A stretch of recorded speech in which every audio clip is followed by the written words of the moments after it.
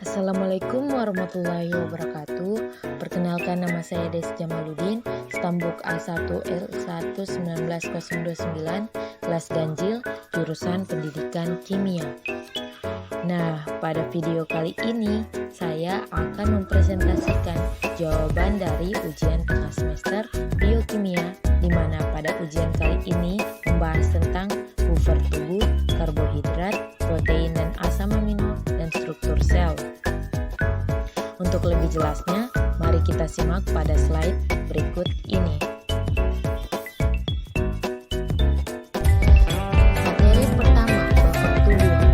Pertama, satu-satunya cara tubuh membuang muatan asam yang sangat besar yang dihasilkan oleh reaksi metabolisme adalah dengan mengeluarkan ion hidrogen. Mekanisme untuk mencegah terjadinya asidosis ataupun alkalosis dilakukan suatu sistem pengatur khusus, yaitu pada poin 3 dijelaskan bahwa menyebabkan ginjal mengekskresikan urin yang bersifat asam atau basa sehingga membantu konsentrasi ion hidrogen cairan ekstraseluler tubuh kembali normal.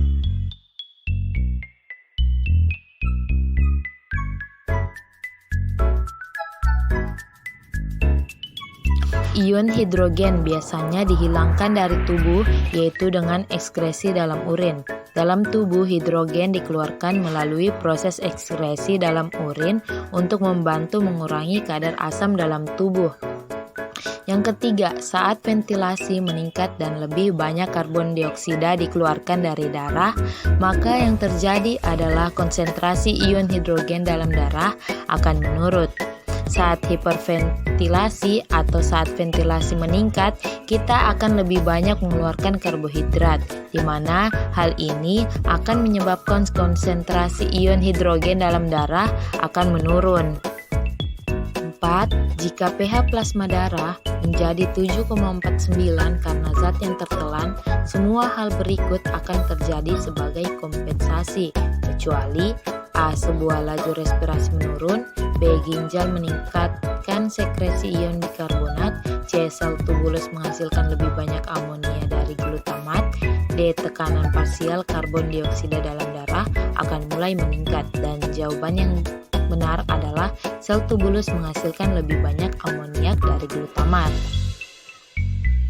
Mengapa demikian? pH plasma darah 7,49 karena zat yang tertelan, semua hal berikut akan terjadi sebagai kompensasi. Yang pertama, laju respirasi menurun. Yang kedua, ginjal meningkat sekresi ion bikarbonat. Dan yang terakhir, tekanan parsial karbon dioksida dalam darah akan mulai meningkat.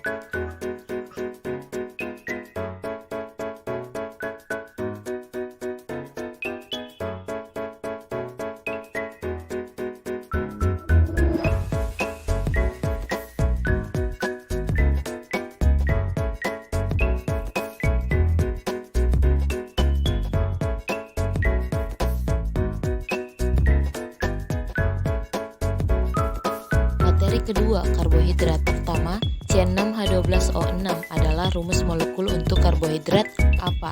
Jawabannya yaitu glukosa dan fruktosa. Seperti yang kita ketahui, monosakarida sering disebut dengan gula sederhana atau simple sugar dengan rumus senyawa C6H12O6 dan memiliki contoh glukosa, galaktosa, dan fruktosa. Ini semua adalah properti monosakarida kecuali yaitu A. Gula sederhana, B. Rasio 1:2:1, C. Gula ganda, D. Digunakan untuk energi, dan jawabannya adalah gula ganda. Seperti yang dijelaskan tadi bahwa monosakarida merupakan senyawa karbohidrat dalam bentuk gula yang sederhana dan mengandung gugus gula tunggal, sehingga jawabannya yaitu gula ganda. Kemudian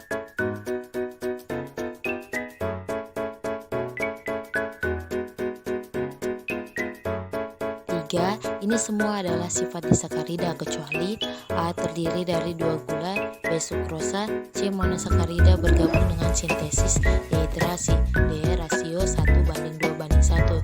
Jawabannya adalah rasio 1:2:1. Seperti yang kita ketahui bahwa sifat dari disakarida yaitu pertama terdiri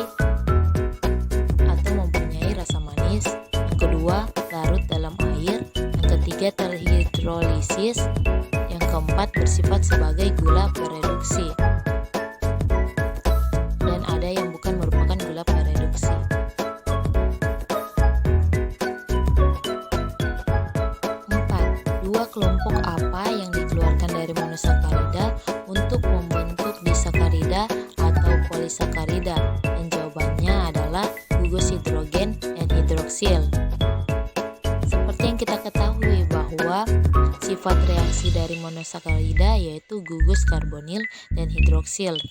Dua kelompok yang dikeluarkan monosakarida untuk membentuk disakarida atau polisakarida ialah gugus hidrogen dan hidroksi.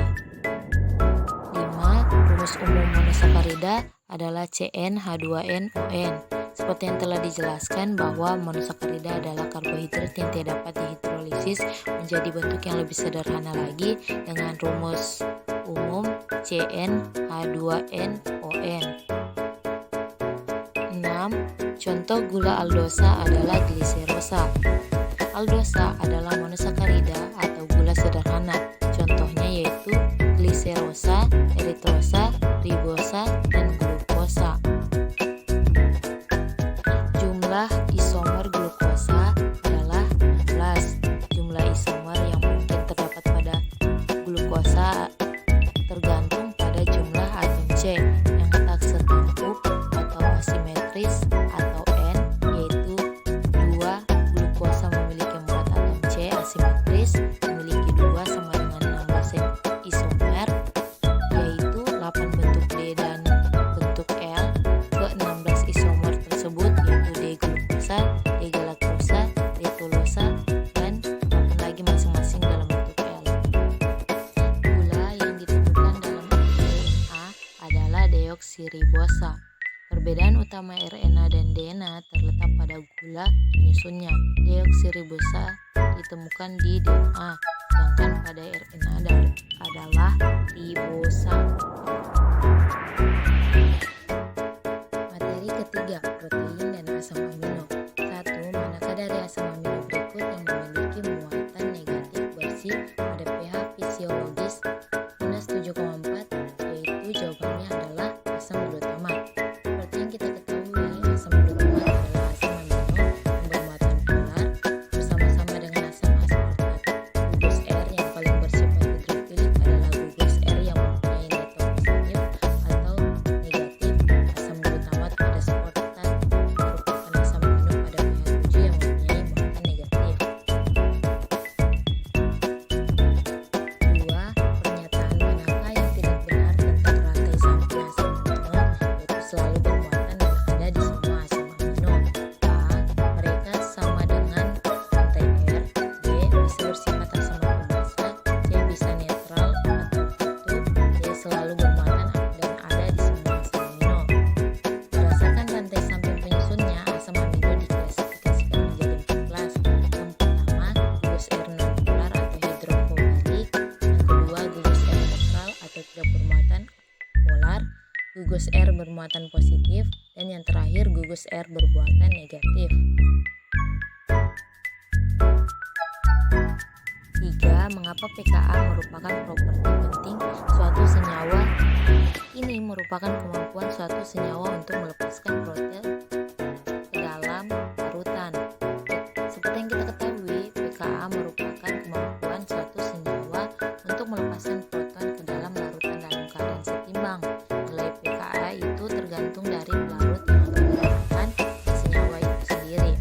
4. Mengenai polipeptida, pernyataan mana yang salah? A. Banyak peptida bergabung bersama membentuk polipeptida. B. Protein mengandung ribuan ikatan peptida. C.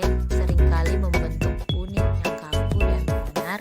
D. Dapat membentuk konfigurasi dalam jumlah yang tidak terbatas.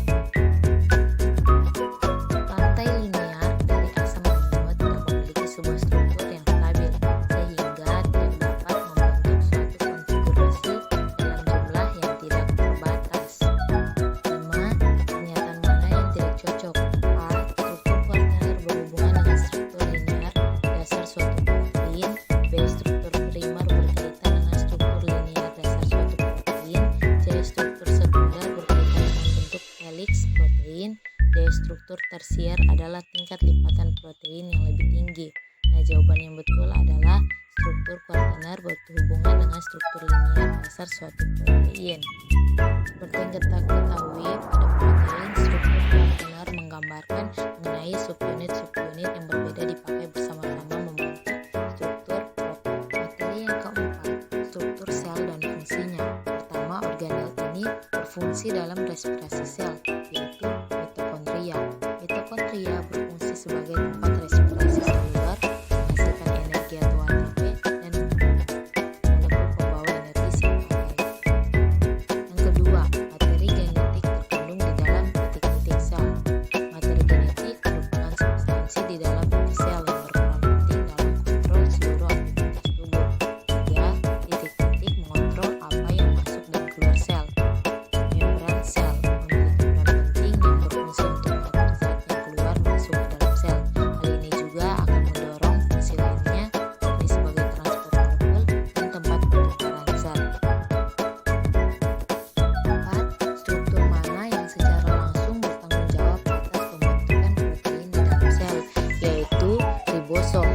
Peran utama ribosom adalah sebagai tempat berlangsungnya sintesis protein. 5. Gambar berikut adalah contoh dari sel tumbuhan.